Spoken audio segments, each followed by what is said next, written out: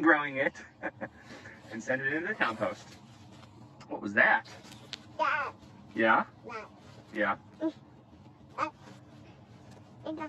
You've been throwing around amaranth. I think there's someone following me out here. Bridget and I are just doing some work here in the garden, and we're just getting ready for some of the new beds and preparing some of the beds we're going to plant oats in this year. How about that, Bridgie? Yeah? It's a little chilly, but we're bundled up. Bridget's got her farmer's flannel on. This was an area where it was on the border of new beds that we had grown in, and then sweet potatoes, and this just had gotten overgrown, so we're doing the arduous task of ungrowing it and send it into the compost. What was that? Yeah? Yeah. You've been throwing around amaranth stalks, picking up okra seeds, anywhere that your knees take you. What'd you find there? Say rutabaga? Or rutabaga? Like Rudy Valley? Like I'm just a vagabond lover. Yeah, you're a big Rudy Valley fan, aren't you? Aren't you? Yeah.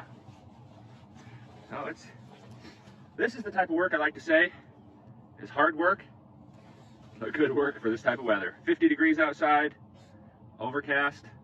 You put a jacket on like Bridget and I have on, and you just get to work and you warm yourself up, and next thing you know, you're inside having a nice cup of hot chocolate, or some banana bread bars, or some sweet potatoes, or whatever you want to reward yourself with. It's healthy and whole food plant-based after a good morning's work.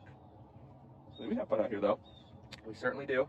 And we've gotten better, well, Bridget's gotten better about not trampling all of the good carrots and collard greens and cabbages that we have growing out here, haven't you?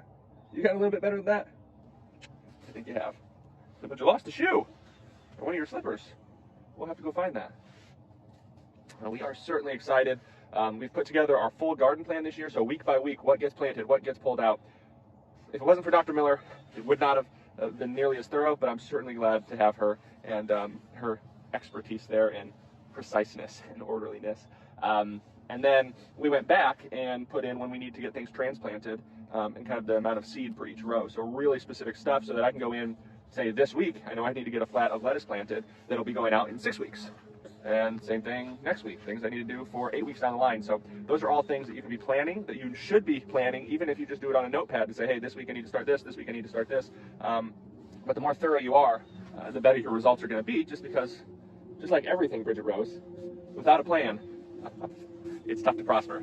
So the garden is certainly a goal this year to exceed things we've done in the past. And we've certainly grown a lot of food here in the past. But this year we want to maximize it, while also another thing would be to make sure that by the end of the year we have enough time to plant cover crops, keep our beds and soil photosynthesizing all year round, which we can do here in our climate. So those are just things to think about. We love you, and we'll see you in another video soon.